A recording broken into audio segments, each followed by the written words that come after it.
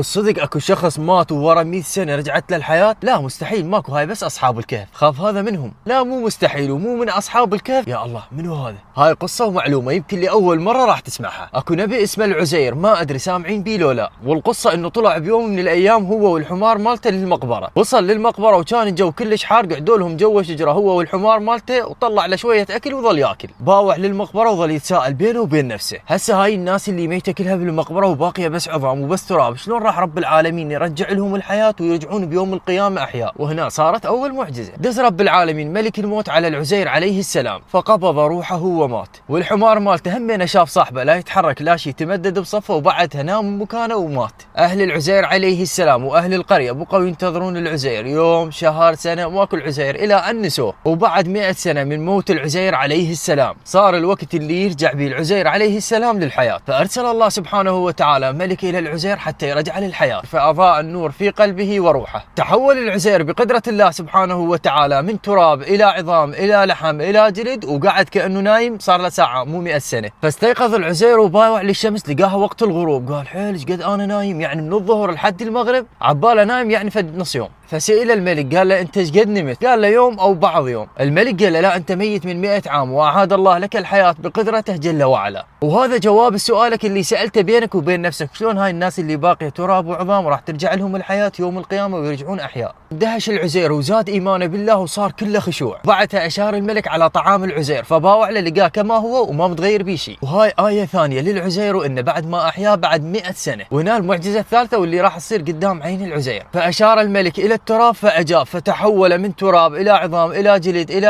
ان عاد الحمار كما كان. فاندهش العزير مره اخرى وقال ان الله على كل شيء قدير. ركب العزير عليه السلام الحمار ورجع للقريه مالته، لقى البيوت كلها متغيره، الشوارع كلها متغيره، كل شيء متغير ولا واحد يعرفه ولا هو يعرف احد. وهنا الطلابه الثانيه جيب اللي يقنعهم انه هذا نبيهم العزير ورجعت الحياه بعد 100 سنه. لا ومنو باقى عايش من عندهم بعد 100 سنه؟ لا اكو اثنين بقوا عايشين بالقريه حتى يتعرفون على العزير عليه السلام. الشخص الاول هو اصغر ابنائه اللي عافى عمره 8 سنوات، والشخص الثاني هو امراه كان عمرها 20 سنه تجيهم للبيت تساعدهم باعمال المنزل. فوصل العزير عليه السلام لبيته، لقى هذه المراه لا تشوف ولا تقدر تمشي. قالها انا العزير. قالت له يا عزير العزير ميت صار له 100 سنه. ما اقتنعت. قالت له اذا انت صدق العزير فالعزير دعاءه مقبول عند الله، فادعو الله ان يعيد الي بصري. دعا الله رجع لها بصرها. لها اذا انت صدق العزير خليني ارجع امشي. دعا الله سبحانه وتعالى فقامت ورجعت تمشي طبيعي. اخذته وراحت الاحفاده. موجود من عندهم بس ابنه الصغير اللي كان عمره 8 سنوات من عافى العزير عليه السلام. قال له اذا صدق انت العزير فاكشف لي عن ظهرك، لان كان بظهر العزير عليه السلام شامه، فكشف لهم عن ظهره وشافوا الشامه. فعرفوا اهل بيته واهل القريه ان العزير عاد الى الحياه بعد 100 سنه. اذا استفادت من هذا الفيديو ولو معلومه بسيطه شاركه مع غيرك او سوي له اعاده نشر، واشوفكم فيديوهات اخرى ومع السلامه.